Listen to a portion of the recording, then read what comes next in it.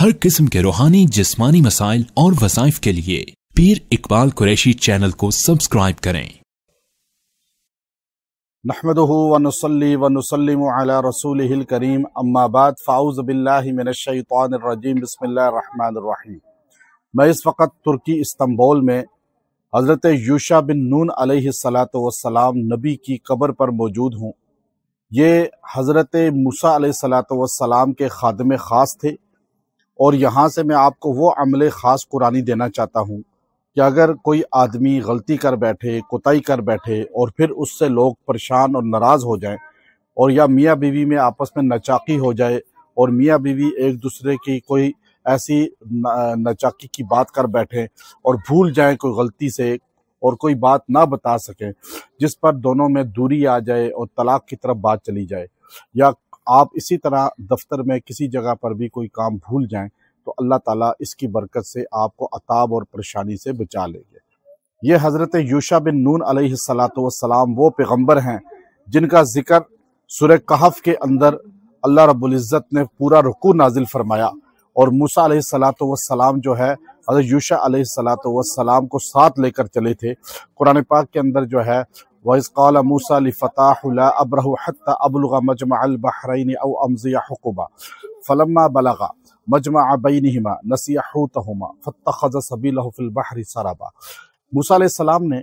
अल्लाह से फरमाया कि जो आपने बंदा बताया है जो इल्म अताई रखता है हज़रत ख़िज़र अलैहिस्सलाम का, तो मैं हुक्म भी गुजर जाए सदियाँ भी तो मैं उनकी तलाश के लिए जाऊँगा। सूरह कहफ के अंदर इनका जिक्र हज़रत मूसा अलैहिस्सलातु वस्सलाम के साथ मौजूद है। मूसा अलैहिस्सलातु वस्सलाम और ख़िज़र अलैहिस्सलातु वस्सलाम की मुलाकात हुई, और बीच में जो मिड मैन यानी खादिम मूसा थे वो हज़रत ये मौजूद हैं यूशा बिन नून, जिनकी मकबरा ये आप देख सकते हैं, और ये इनका मकबरे पर लोगों का इज़्दिहाम है। तुर्क लोग और दीगर दुनिया से लोग यहाँ आते हैं और आकर यहाँ पर जो है हज़रत यूशा अलैहिस्सलातु वस्सलाम की कब्र पे सलाम पेश करते हैं।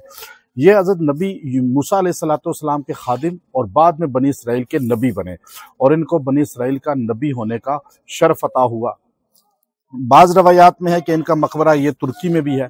और ये तुर्की में मशहूर है, और मैं पहले भी 2-3 बार यहाँ आ चुका हूँ और इनके मकबरे पे हाज़िरी दी है कि अगर भूल जाए कोई बंदा, कोई चीज़ याद ना आती हो, या याद करने के लिए जैसे घर में गोल्ड रख के भूल गए, या कोई मोबाइल रख के, या इसी तरह कोई रजिस्ट्री या कोई पेपर्स रख के या पासपोर्ट रख के भूल गए, तो ये अमल करने से वो इंशाल्लाह याद भी आ जाएगा। या आपको जो है इस तरह हाफ़ज़ा कमज़ोर है या चीज़ें भूल जाती हैं, ये अमल करेंगे जो हज़रत यूशा अलैहिस्सलातु वस्सलाम से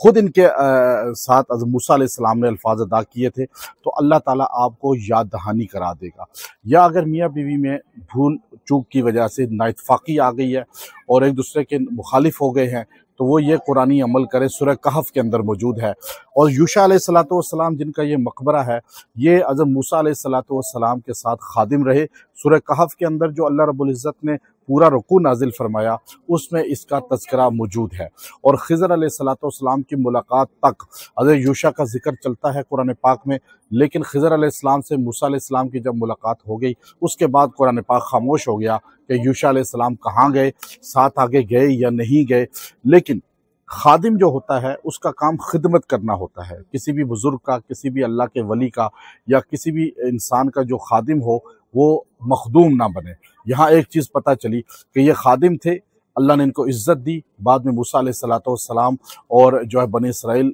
के बाद जब मूसा अलैहिस्सलाम दुनिया से चले गए तो बनी इसराइल के ये पैगम्बर बन गए। अब इनकी कब्र आप देखिए, बहुत तवील कदम कब्र है, ये लंबी कब्र है। अब ये लंबी कब्र क्यों बनाई जाती है, ये इसकी कई वजूहात हैं। ये आप देखिए, ये लंबी आपको कब्र मिलेगी,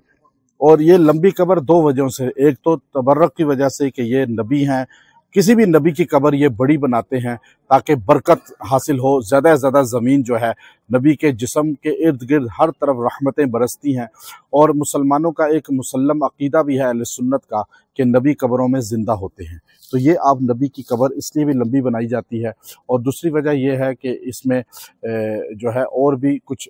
वजूहात लिखी हैं, कि एक बड़ी वजह यह लिखी है कि नबी की जो कब्र होती है उसकी बरकत से अल्लाह ताला उस एरिए में